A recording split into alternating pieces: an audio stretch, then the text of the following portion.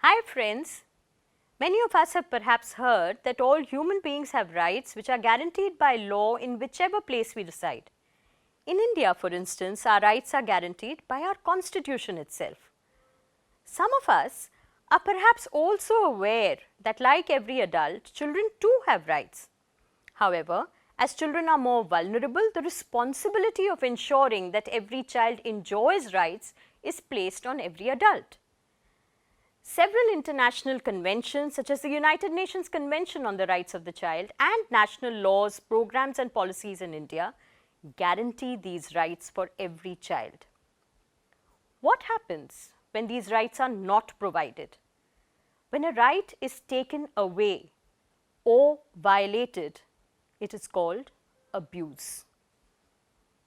Abuse, simply explained therefore, is a violation of rights. And when the victim is a child, it is recognized as child abuse.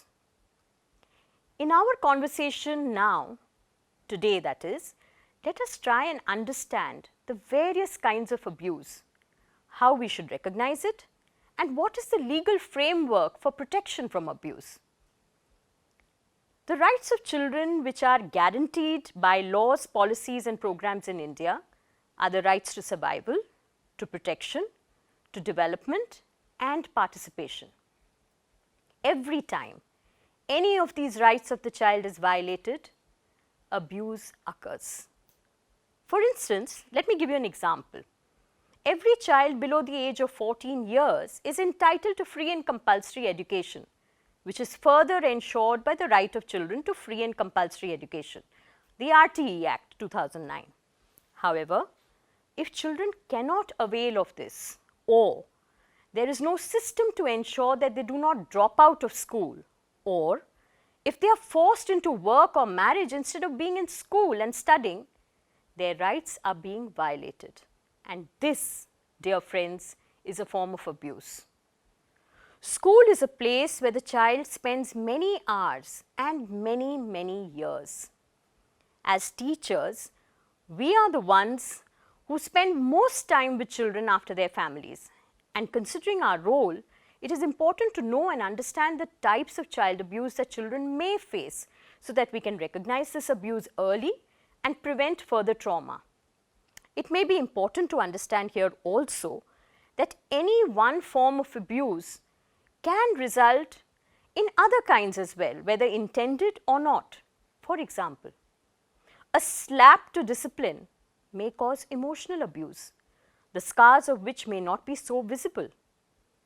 There are various forms of abuse children may be exposed to, including physical, sexual, emotional abuse and neglect. Physical abuse, for instance, includes actions on the child, whether it is with the hand or using some other object, that inflict pain or injury.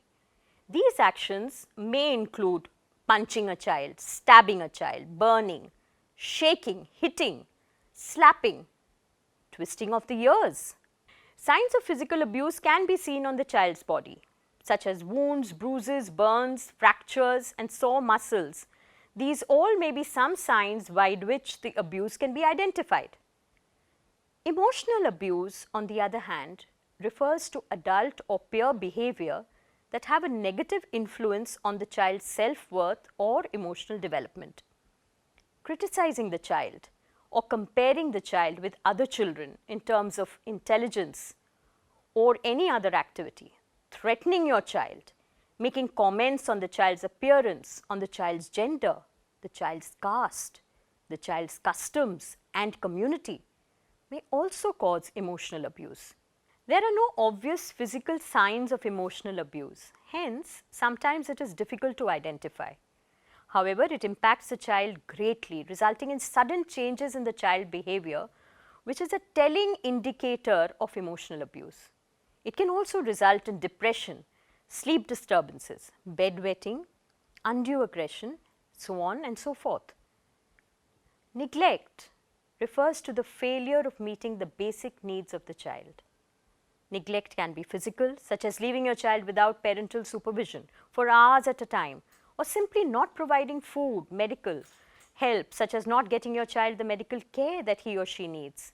It can be educational, such as not educating your child or ignoring that your child has special education needs. It can be emotional, such as not providing emotional support for your child when they are feeling down and out. Neglect may have a connection with the gender of the child, and that is something which we need to keep in mind. For example, a girl may be treated very differently as compared to her brother in the same family, and that can result in a huge impact on the child. Therefore, we have spoken about physical, emotional abuse and neglect. When a person misuses their position of power or authority and performs any act with the child for their own sexual gratification, this is referred to as sexual abuse, which is the last form of abuse that we will be discussing today. In other words, sexual abuse includes any type of behavior towards a child that aims at the offender's sexual stimulation. It is often misunderstood that sexual abuse is always an act of violence involving pain and assault. However, it can be of many kinds, stretching from showing a child sexual content and having an inappropriate sexual conversation with the child to rape and assault. Thus, child sexual abuse involves both contact and non-contact abuse and may include touch or may not include touch. Non-contact abuse, for instance, may include engaging in any kind of sexual activity in front of the child, including watching pornography, showing the child pornography. Online abuse is another form of non-contact, where you meet the child online in chat rooms or otherwise and indulge in inappropriate conversation. It can include taking, downloading or viewing or distributing of sexual images of children. Contact abuse also has many kinds similarly, including kissing, fondling, encouraging a child to perform sexual acts, inappropriate sexual touching of a child, whether clothed or unclothed, and of course, penetrative sex, rape and assault. It is very important, friends, to understand that child sexual abuse is gender neutral. Both boys and girls can be victims of sexual abuse, but abuse of girls is more reported. The second very important thing to understand is that more often than not, the abuser is someone the child knows and trusts. Children often do not talk about sexual abuse because they think it's their fault, or they've been convinced by their abuser that it is normal or a special secret. Or children may also be bribed or threatened by their abuser or told they will not be believed. I will harm your family. I will hit your father. I will take your brother and run away. So many kinds of threats. An abuser often uses a long process of what we call grooming the child for abuse. So, a child who is very shy, the abuser would take the effort of getting to know the child. Once the child slips into this whole process of grooming, it makes the child vulnerable and leads the child to not wanting to disclose the abuse, because it started with trust, it started with affection. Child sexual abuse is not easy to detect, but there are a few warning signals which should make us stop and look again at the child in question. We must start talking to the child when we see these indicators and start helping them to articulate if there is any difficulty ongoing in their life. Poor attendance of a child in class who used to be regular, sudden changes in behavior. A child may start becoming aggressive, withdrawn, or the opposite, clingy. A child may have difficulties in sleeping, have nightmares, or start wetting the bed. Sudden likes and dislikes for an individual, sudden supply of toys, gifts, over attention towards his or her own appearance by the child, or not paying attention at all to anything. In short, any sudden changes along with injuries in private parts, physical symptoms such as nausea, difficulty in walking can also be other indicators. If the above indicators are seen in the child, it becomes imperative for the teacher, family to talk to the child and find out what is going on. Very often, we fail to prevent or respond to child abuse because of certain beliefs. For instance, the belief that child sexual abuse only happens with girls. Gender, my friends, has very little to do with the victim.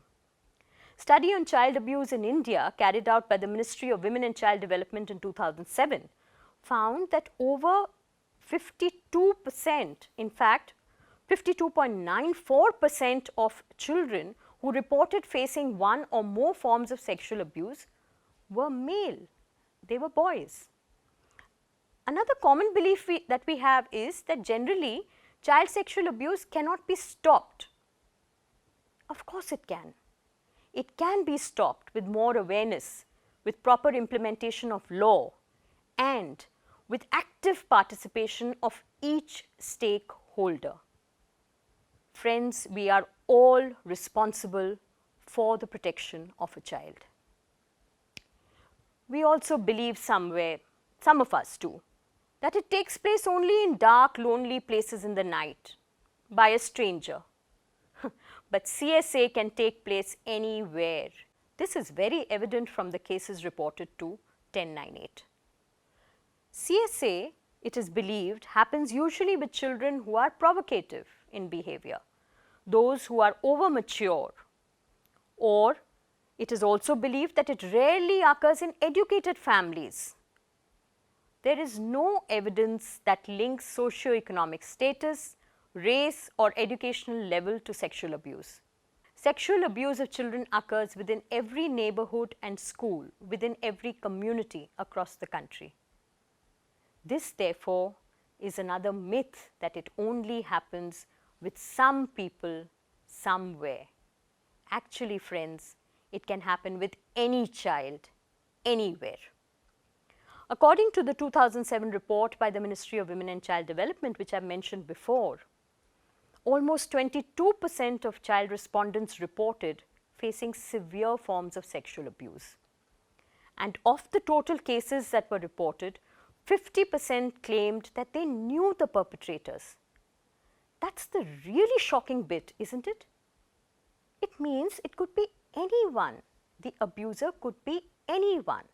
The father, the uncle, the bus driver, the cleaner, the neighbor. It could be anyone.